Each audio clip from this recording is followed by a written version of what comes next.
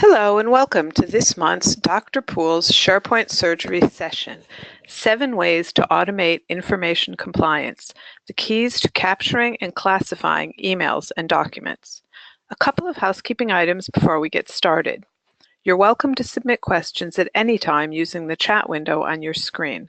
We'll address them during the Q&A session at the end of today's webinar. If we don't manage to answer all of your questions, someone will follow up with you shortly via email.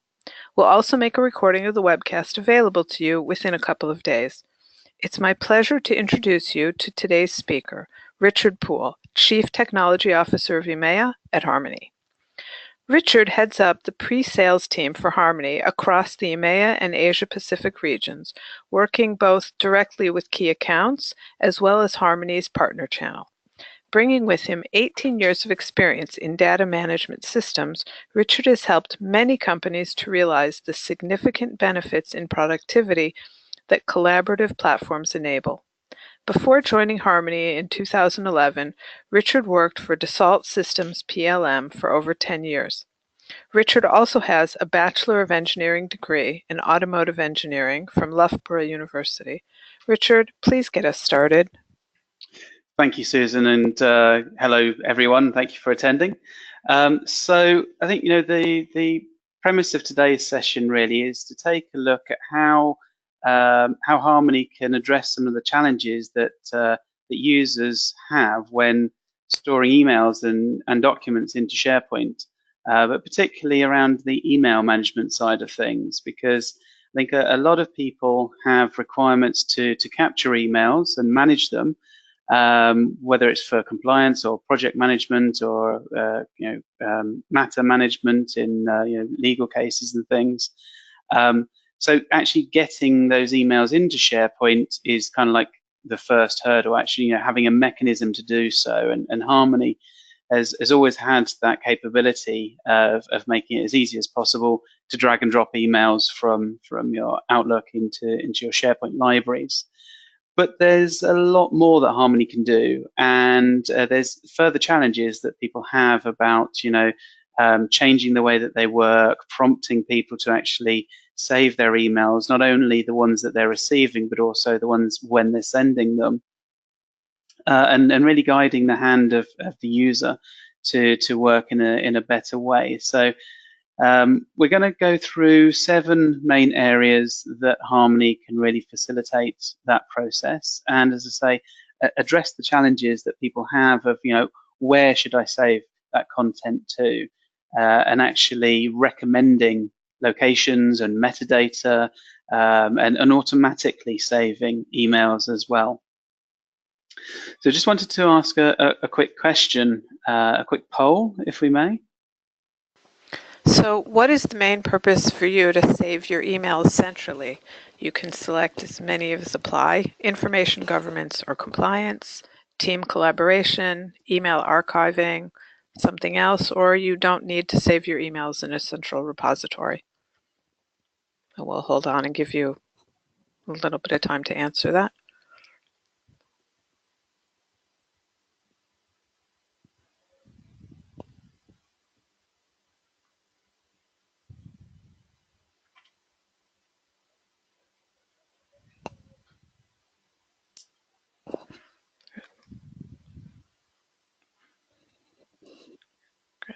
So let me share the results with you. Okay, thank you, Susan, and thank you everybody for participating in that poll. So it looks like the winner there really is team collaboration, and there's no surprise there really, particularly when you're working, as I say, in certain industries and project management and those type of things, where you're sharing information and dialogue with your colleagues and team members, and needing to really track what has been discussed. So let's take a look at how we can get people to actually start to save emails in the first place. So one challenge obviously is if emails are just in your inbox, just in your mailboxes in Outlook, other people can't find them. So you really can't find what hasn't been captured. So putting emails into SharePoint fundamentally allows other people to be able to find them, reply to them without you having to forward the emails on.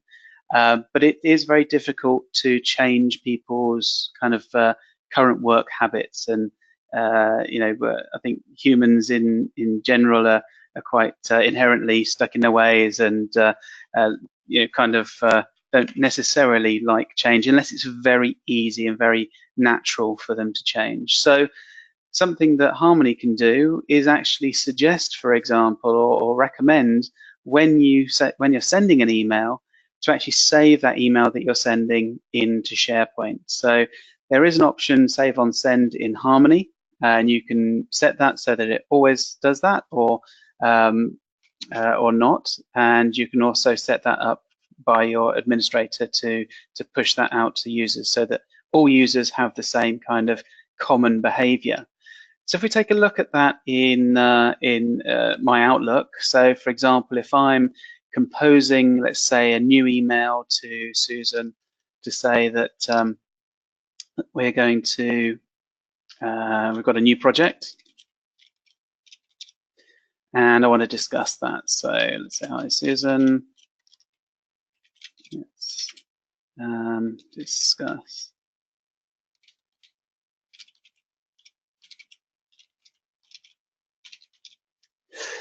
So when I actually hit send now, Harmony will recommend that I save that email to SharePoint. And you can see it remembers, like the last location that I've been using earlier in the day. But it's also got the ability to actually recommend other locations as well, based on a few different criteria. So, for example, here I can say that I actually want to put this into this Acme Consulting folder in one of my project libraries, and then go ahead and put that email into SharePoint. So now, when I'm sending that email, Susan's going to receive that, but it's already in SharePoint. So everybody else who has permission to access that content in SharePoint can reference to it, can reply to it, or can follow up on it in the future. And you'll see that when I'm capturing that email, Harmony can automatically set the content type of the email that I'm sending, and automatically capture the metadata from the email as well. So the subject, who the email was sent to, who it was sent from, whether it's got attachments, all those kind of things. And we've also got the ability to create unique names as well. So maybe I'll send another email later on, also called new project in the subject, but maybe I send it obviously at a different time. So it will create a unique identifier for the email that I'm saving, without the user having to kind of fill in additional information if it's not necessary. So the next challenge is, email is a form of communication, but there's lots of documentation that we actually send around by email as well. And obviously, if you've got content in SharePoint, if you've got documents in SharePoint libraries, for example, actually sending links to those documents is a much better practice. But again, changing the way people actually work is very difficult. Obviously, there's many challenges with sending attachments. Obviously, they can be particularly large and take up lots of space in Exchange. If you're sending it to multiple people, then you're actually going to have lots of copies of that document.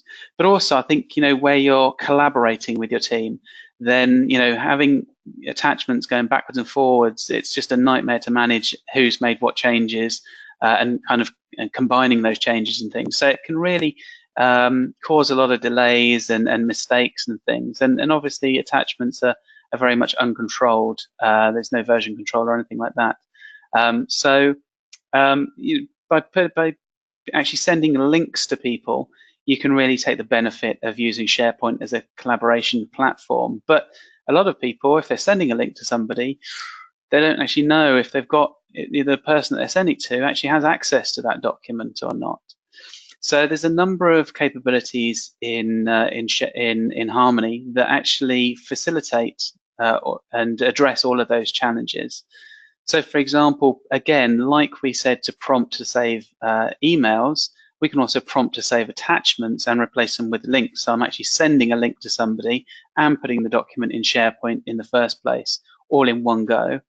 but also I can check whether that person has access to the document in SharePoint. And if they don't, I can potentially give them access as well directly from that single interface. So let's take a look at how that works. So for example here, if I want to, let's say, forward this email on that's got an attachment, and again, I'm going to use Susan as part of my demonstration. So I'm going to send this on to Susan. And in this case, it's actually going to prompt me, do I want to save the email like I did last time? But also, do I want to save the attachment and replace the attachment with a link to SharePoint? So I can do that all in one hit. So let's put that all into Acme Consulting again. And what that's going to do is it's going to first off upload the document into SharePoint. And we can see at the bottom of the sidebar what it's actually doing. But also at the same time, it's stripped the attachment out of the email and it's sending a link to the document instead. So now we can see it's populating the metadata, and I can go ahead and add in any additional information there. So let's just change that to Fred, let's say.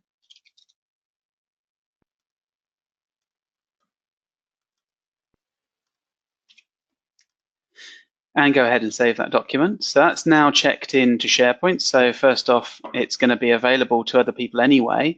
But now when I hit send on the email, it's actually going to say that it's checking to see if Susan has access to that link at this point in time.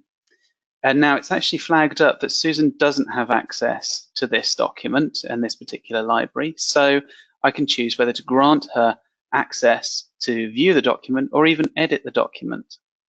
So I'm going to give Susan view capabilities there.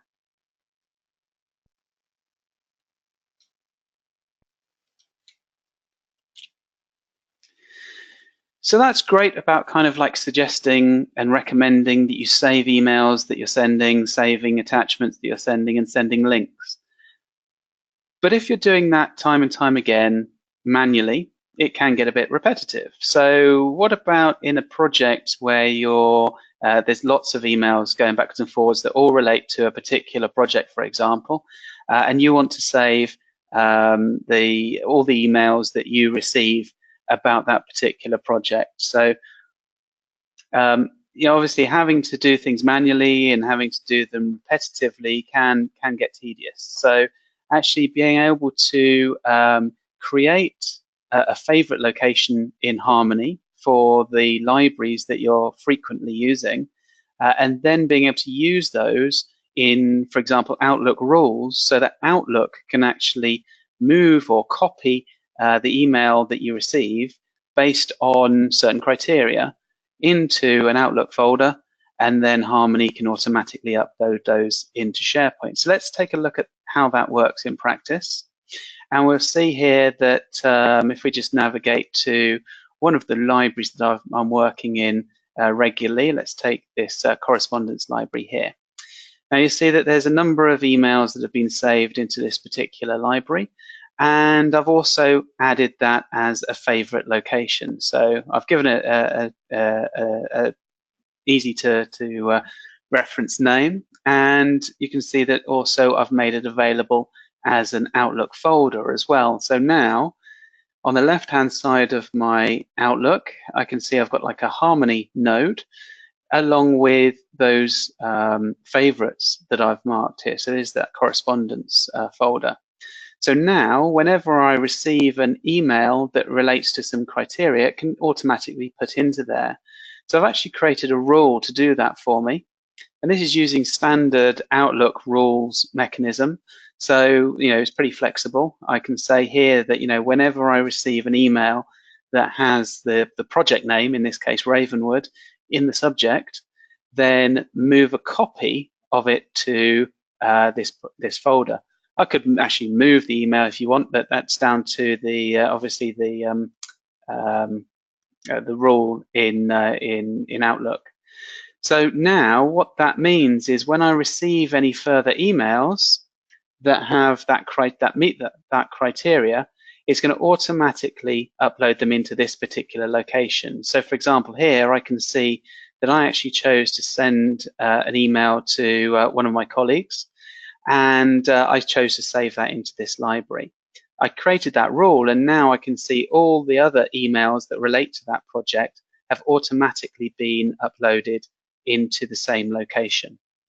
And here it's quite interesting as well that in this particular library, I've got a view configured to look like a conversation type view, so that all the emails that relate to the same subject are grouped together. Now, it could be grouped by original subject like I'm doing here. It could be conversation topic or conversation ID.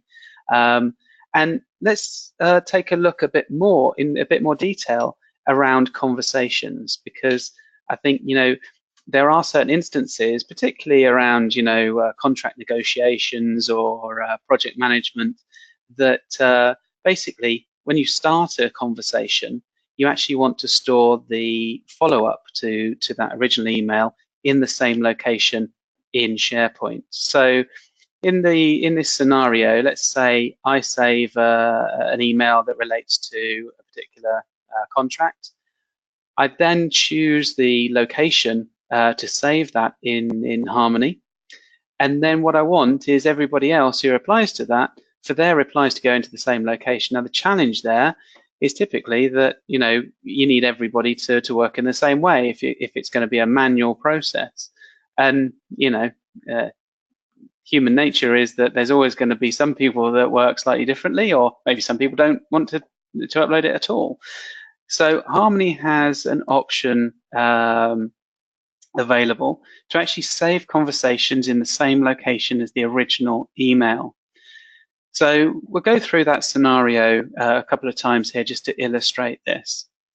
So you can see, obviously, I'm working in this correspondence library, but actually I've received a couple of emails earlier that have already been stored in a couple of different locations. So this Wolf-Ray Systems project and its Acme Consulting project. Now, they were actually saved when they were sent. I'm now going to reply to those original emails. And you'll see that when I hit reply to this first one that was saved into Acme Consulting, you can also see in the ribbon where that was saved previously. And you can also go directly to that in the sidebar to navigate to it.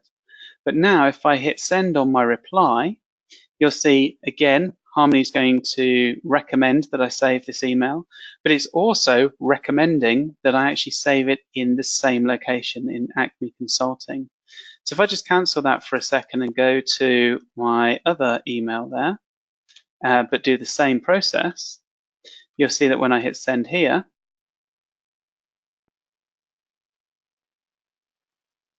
it will recommend Wolf-Ray Systems because that's where the original conversation was stored for that particular mail thread.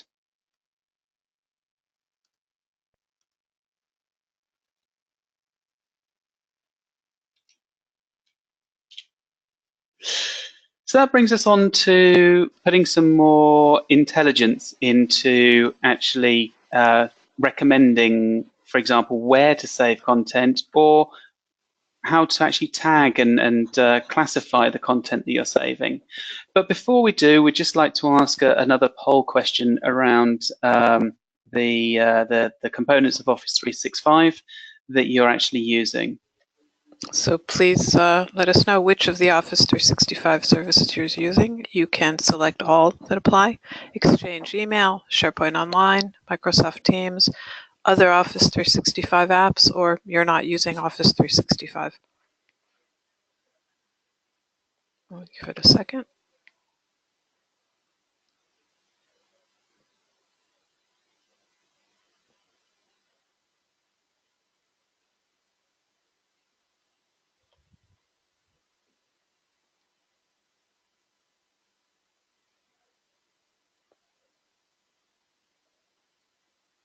Okay, let's give you a quick view at that before you go on.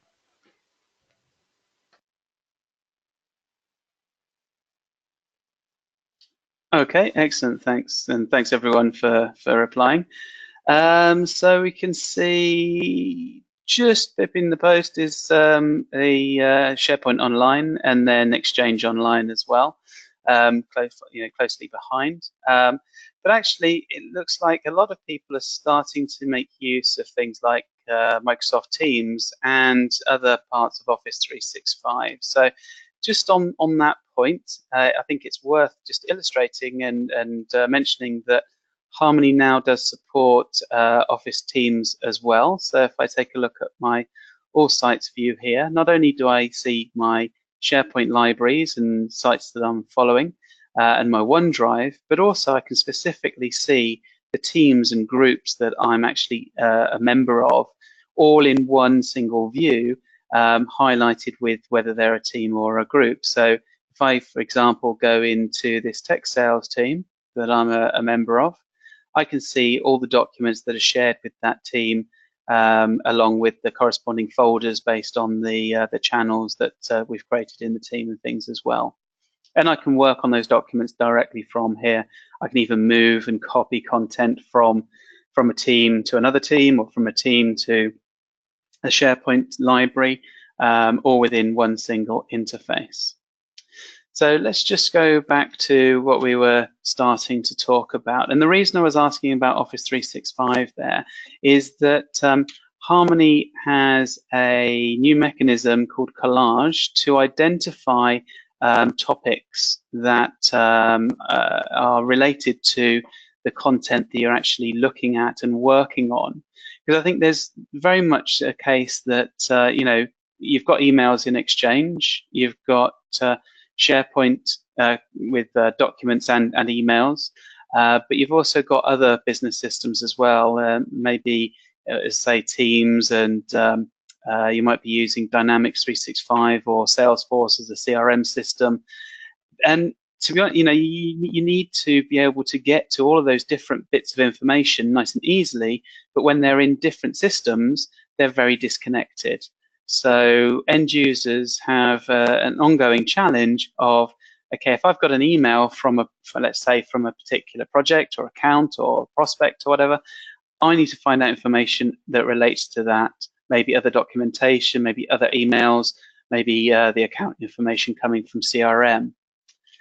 So the Collage platform in Harmony actually has the ability to analyze the content that you're looking at and utilize things like metadata in SharePoint or topics that it identifies from your emails to relate that information together. And I think that's the fundamental thing that's kind of missing when you're talking about multiple systems, is something to connect them together based on the logic that what you're actually working on. So let's take a look at an example of this. If I just select an email that one of my colleagues has sent me that relates to a new prospect that they're working with. So if I click on the Collage tab here, you'll see that we're able to automatically and intelligently identify some prominent keywords or topics from that email. So Collage is using a hosted web service to do that work, to actually identify those topics from the email. It's identifying whether they're proper nouns, how often they occur, and giving them scores so that at a certain point they become topics in the platform. Now, anything that's used already as metadata in SharePoint, for example, will automatically become a topic. And therefore, if I see, if Collage identifies that word in the email, it will add it as a topic here. So, for example, it's taken the name of the account from the body of the email and a few keywords as well that relate to some of the platform that they're looking at and those kind of things, the industry that they're in. And what I can do then is see information about other emails and documents that relate to the same information. So let's say here I can see a document in SharePoint that's been worked on for this particular Ravenwood project, or it could be some other content or emails that relate to other keywords that have been identified.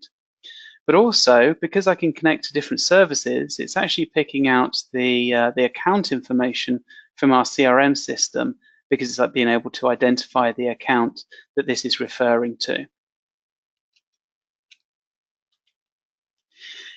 Now, the interesting thing is, can we use those topics that have been identified to actually recommend to the user where they should be storing their content? And the good news is that yes, we can, because I think that's definitely a challenge that people have, even if they've got a mechanism to get content into SharePoint. Actually, them making the decision where it should go is quite a challenge.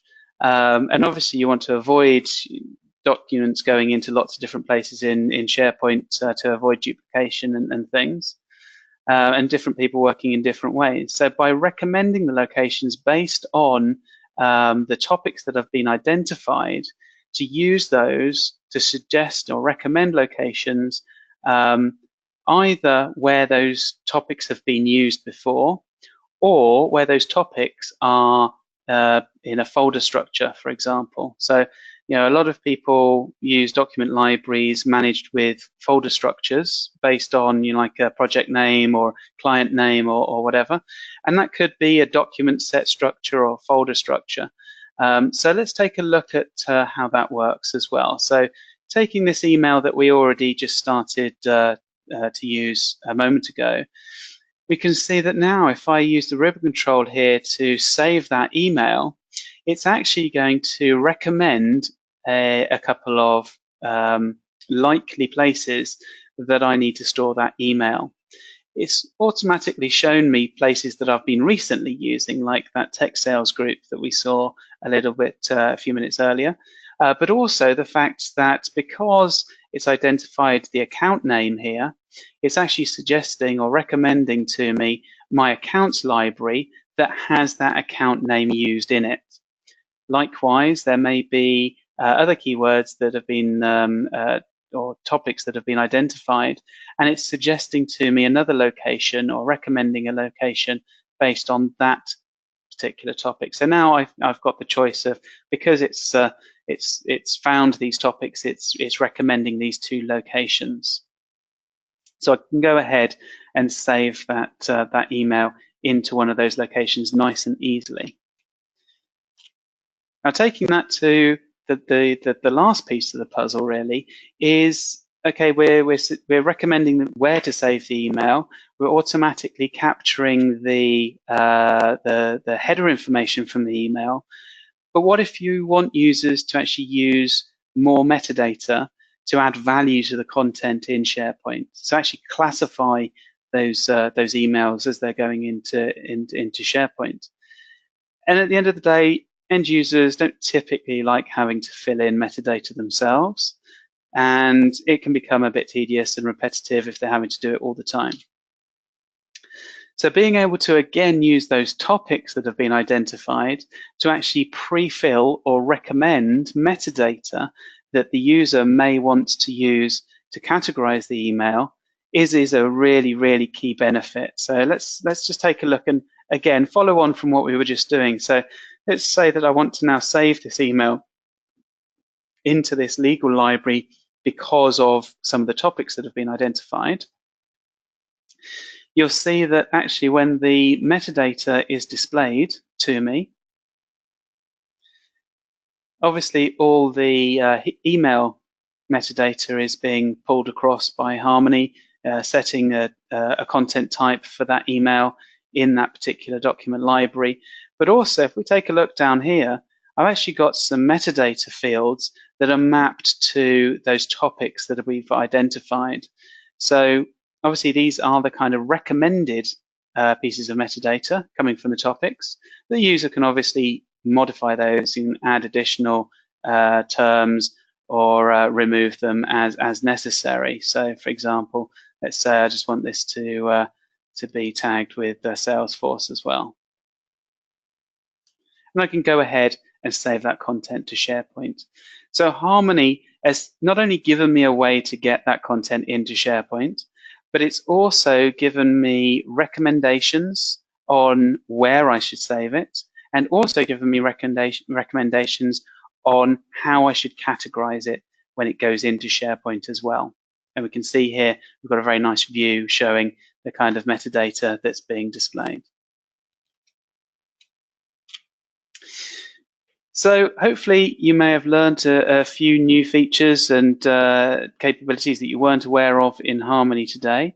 All of our documentation is available on our website. It's very detailed, and we also have training videos showing short kind of step-by-step guides on how to carry out certain operations. But if you'd like to try some of the capabilities that you've seen today, and you're not already using the Enterprise Edition of Harmony, please register for a trial using the link below. Or you could just answer the poll question saying you would like it, and we will contact you to get it set up. And with that, while you're looking at that, I will start asking Richard the questions that have come in while you've been speaking. Richard, how do you manage a reply to an email if the subject gets changed? So if the subject is changed, it's not really too much of a problem because, as I say, where I'm actually, if we go back to where we were working before, and you'll see that obviously here, this has been saved to this location. I can see where it's been saved to. So if the subject has been changed, it doesn't actually matter too much that the location is still going to be the same. So when you then save the reply that has a different subject, it's still going to be saved into the same location. And then we can group by, for example, as I say, the conversation ID coming from Exchange. So just as an example there, I mean, I'm not displaying conversation topics and IDs here, but just to illustrate, if we take a look at the mappings here, we can actually map that information from the email and from the thread, for example, to metadata in SharePoint. And then again, you can group by that kind of information. So it means that even though the subject has changed, the actual conversation ID won't have changed if it's a reply to the original email. Great, thank you. Can attachments be saved out of an email directly to SharePoint without manual manipulation? Okay, so obviously I think that's coming from, yes, you can drag and drop emails or drag and drop attachments in the same way. So that's where I guess the manual operation is. Now what we can do as well is using those rules, we can set up, and a few registry keys, we can set up a mechanism whereby if you receive attachments from, let's say, a certain mailbox or a certain group of users or a domain, then automatically upload the attachment into that location in SharePoint rather than the email, and potentially even read properties from like the subject of the email. So this is where maybe, you know, if you've got like an automated way that documents are being scanned and then emailed to you, and there could be properties in the subject of the email, those can be used to actually fill in metadata in the SharePoint library as well. So there is some capabilities around automating the capture of attachments as well. Excellent. From which version of Harmony are these features available? Okay, so the capabilities that were added very recently in version 6.6, which is the current version we released, I think, about 2 weeks ago, added the recommended locations and recommended metadata when you're saving your emails from here, and the Teams kind of support was added in 6.6. All the other capabilities that I've shown you today have been in earlier versions of Harmony. Okay. Can collage be used with SharePoint on-premise or only with Office 365? It's only with Office 365 because it needs to be. It's a hosted service that we provide, and it needs to be able to connect to cloud services. So, for example, here, if we take a look at my collage configuration, you'll see the services that I'm actually connected to.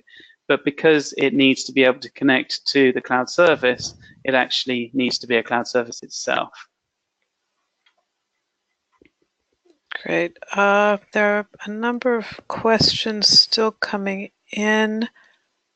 I'm going to give you just one more, and then we'll send people answers. Okay. When you grant access to a document to another user, are you also changing the permissions at the library level? It's actually utilizing the kind of share capabilities that are built into SharePoint in 2016 and Office 365. So it's not granting permission to the whole library, it's just granting permission to that individual item. And just as an example here, you can see that if I just right click on a document and say, let's see who this document is currently shared with, that could be different. That could be a different list of people than a different item that I select here. Great, thank you. Richard, thank you for that wonderful presentation, and thank you all for joining us today. You will receive an email with the link to view this webinar again within a couple of days. If we didn't answer your question, someone will get in touch with you within a day or two. And we look forward to meeting you again at our next webinar. Thanks. Thank you.